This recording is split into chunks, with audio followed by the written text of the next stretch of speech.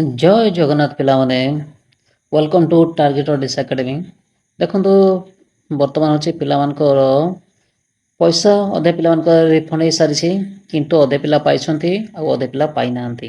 କିନ୍ତୁ ତାଙ୍କର ବହୁତ ପ୍ରୋବ୍ଲେମ୍ ହେଉଛି। ତ ତାର ସମାଧାନ କେମିତି ହେବ ନା ନାହିଁ? ତ କେମିତି କରିବା ଦେଖନ୍ତୁ, ବର୍ତ୍ତମାନ ହେଉଛି ଫାର୍ଷ୍ଟ ଅଫ୍ ଅଲ୍ ପାଇଁ ହେଉଛି ପଇସା 500 ଟଙ୍କାରେ ଫେରି ସାରିଛି। ତ କ'ଣ କରିବା ତାକୁ ଦେଖନ୍ତୁ ଏଇଭଳିଆ ହେଉଛି ପିଲାମାନଙ୍କର କିସ ପଇସା ରିଫଣ୍ଡ ହେଇସାରିଛି ହେଲା। ଏଇଭଳିଆ ତାଙ୍କର ପଇସା ରିଫଣ୍ଡ ହେଇସାରିଛି। ଏଇଟା ଦେଖନ୍ତୁ 31 ଜୁଲାଇର ହେଲା, ଏଇସବୁ ହେଇସାରିଛି। ତାପରେ ଆମେ କ'ଣ କରିବା ଦେଖନ୍ତୁ, କ'ଣ କଲେ ହେଉଛି ଆମେ ହେଉଛି ପଇସା ଗୁଡ଼ାକ ପାଇପାରିବା। ପିଲାମାନେ ମେସେଜ କରୁଛନ୍ତି, ତାକୁ ଆମେ କେମିତି ପାଇପାରିବା? ଅଧେ ପିଲାମାନଙ୍କୁ ଆସିସାରିଛି, କିନ୍ତୁ ପ୍ରୋବ୍ଲେମଟା ହେଉଛି କିସ ଦେଖନ୍ତୁ ମୁଁ କହିଦେଉଛି। ଦେଖନ୍ତୁ ଏଇଭଳିଆ ଆସୁଛି। ପ୍ରୋବ୍ଲେମ ହେଉଛି ଏଇ ଟାଇପ୍ର। ଦେଖନ୍ତୁ ଅଧେ ପିଲା କ'ଣ କରିଛନ୍ତି, ସେମାନେ କ'ଣ କରୁଛନ୍ତି ଦେଖନ୍ତୁ, CSC ସେଣ୍ଟର ସେଇଠି ସେମାନେ ଆପ୍ଲାଏ କରିଛନ୍ତି। ଆଉ ସେମାନେ କ'ଣ କରୁଛନ୍ତି, ଅଧେ ପିଲାମାନେ ବ୍ୟାଙ୍କ ଆକାଉଣ୍ଟ ହେଉଛି ତାଙ୍କର 2-3ଟା ଅଛି ନା ନାହିଁ? ତ 2-3ଟା ଯେହେତୁ ଅଛି, ତାଙ୍କର ଗୋଟେ ହେଉଛି ଆଧାର କାର୍ଡ଼ କନେକ୍ଟ ହେଇଛି, ସେଇ ଆକାରରେ ଗୋଟେ ନ ଯାଇକି ଆଉ ଗୋଟେ ପାଖକୁ ଯାଉଛି, ସେଭଳିଆ ହେଉଛି।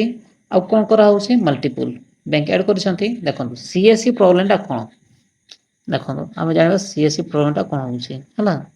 CSC ପ୍ରୋବ୍ଲେମ କ'ଣ ହେଉଛି, ପିଲାମାନେ ଯାଇକି ସେଇଠି ଆପ୍ଲାଏ କରୁଛନ୍ତି, ଭଲ କଥା କରୁଛନ୍ତି, କିନ୍ତୁ ଯେତେବେଳେ ପେମେଣ୍ଟ କରୁଛନ୍ତି ସେମାନେ ତାଙ୍କର କାର୍ଡ଼ ଦ୍ୱାରା ସେମାନେ ପେମେଣ୍ଟଟା କରିଦେଉଛନ୍ତି। ପିଲାମାନଙ୍କୁ ତ ନୁହଁ, ଯେଉଁମାନେ ଆପ୍ଲାଏ କରୁଛନ୍ତି ତାଙ୍କର CSC ସେଣ୍ଟର ସେମାନେ ସେଇଠି ତାଙ୍କୁ କରିଦେଉଛନ୍ତି। ସେମାନେ ପଇସା ସେମାନଙ୍କୁ ଦେଇ ଦେଉଛନ୍ତି, କିନ୍ତୁ ପେମେଣ୍ଟ ସେମାନେ କରୁଛନ୍ତି। ତ ଯେତେବେଳେ ବର୍ତ୍ତମାନ ରିଫଣ୍ଡ ହେବ ତ କାହା ପାଖକୁ ଆସିବ? ତାଙ୍କ ପାଖକୁ ଆସିବ କି ନୁହଁ? ତ ତାଙ୍କ ପାଖକୁ ହିଁ ଆସୁଛି। ସେଇଭଳିଆ ହେଇକି ସେଥିପାଇଁ ପିଲାମାନଙ୍କ ପାଖରେ ପହଞ୍ଚି ପାରୁନି। ଏଇଭଳିଆ ଗୋଟେ ପ୍ରୋବ୍ଲେମ ହେଉଛି। ତ କ'ଣ ହେଲା, ଗୋଟେ ପିଲା ମେସେଜ କରିଥିଲା ଯେ ପଇସା ଆସିଛି, କିନ୍ତୁ ସେଇଠି ଯାଇକି କମ୍ପ୍ଲେନ୍ କଲାବେଳକୁ ପଚାରୁଛି ତୁମ ପାଖରେ କିଛି ପ୍ରମାଣ ଅଛି ଫେରାଇବେ, ସେମିତି କିଛି ତ ସେମାନେ କିଛି ମାନୁ ବି ନାହାନ୍ତି। ସେଇଭଳିଆ ପ୍ରୋବ୍ଲେମ୍ ହେଉଛି ବର୍ତ୍ତମାନ। ଆଉ ଗୋଟେ ହେଉଛି ବ୍ୟାଙ୍କ ଆକାଉଣ୍ଟ ପ୍ରୋବ୍ଲେମ୍ ନା ନାହିଁ? ବ୍ୟାଙ୍କ ଆକାଉଣ୍ଟର ପ୍ରୋବ୍ଲେମଟା କିସ ହେଉଛି, ପିଲାମାନେ ଦେଖନ୍ତୁ କିସ ତାଙ୍କର ବର୍ତ୍ତମାନ ସୁଦ୍ଧା KYC କରିନାହାନ୍ତି ନା ନାହିଁ? ତ ସେମାନେ ଜାଣିପାରୁନାହାନ୍ତି ପଇସା ଅଛି କି ନାହିଁ। ଆଉ ଯେତେବେଳେ KYC କରିଦେଉଛନ୍ତି ପଇସା ଆସିଯାଉଛି। ତ ପ୍ରୋବ୍ଲେମ୍ ସେଇଠି ଗୋଟେ ପ୍ରୋବ୍ଲେମ୍ ରହୁଛି।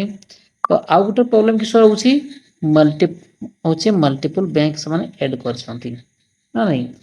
ତାଙ୍କର ଦେଖନ୍ତୁ 2-3ଟା ବ୍ୟାଙ୍କ, ଗୋଟେ ତାଙ୍କର ନମ୍ବର ଗୋଟେ ଅଛି, ଆଧାର କାର୍ଡ଼ ଗୋଟେ ଅଛି। ତ ତାଙ୍କର ସେଇ ଅନୁସାରେ ଗୋଟେ ବ୍ୟାଙ୍କ ନ ଯାଇକି ଆଉ ଗୋଟେ ବ୍ୟାଙ୍କ ମଧ୍ୟ ଚାଲିଯାଉଛି। ସେଥିପାଇଁ ପିଲାମାନେ ଯୋଉଠି ଆକାଉଣ୍ଟ ଅଛି ସେଇଠି ଚେକ୍ କରିଦିଅନ୍ତୁ ହେଲା। ଏଇ ଆକାରରେ ସେମାନେ ପାଇପାରିବେ। ଆଉ ଯଦି ବେଶୀ ପ୍ରୋବ୍ଲେମ୍ ହେଉଛି CSC ପ୍ରୋବ୍ଲେମ୍ରେ, ଆଉ ସେମାନେ ମାନିତେ ଖୋଜୁନାହାନ୍ତି, ସେଇଠି ପ୍ରୋବ୍ଲେମ୍ ହେଉଛି। ପିଲାମାନେ ସେଥିପାଇଁ ଯେତେବେଳେ ଆପ୍ଲାଏ କରୁଛ ନିଜେ କାର୍ଡ଼ରୁ ଆପ୍ଲାଏ କଲେ ଭଲ ହେବ ହେଲା।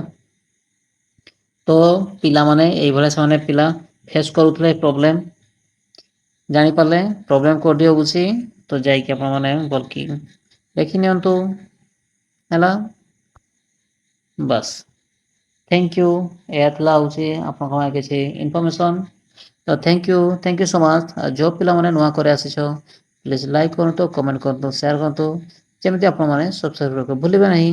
Thank you so much.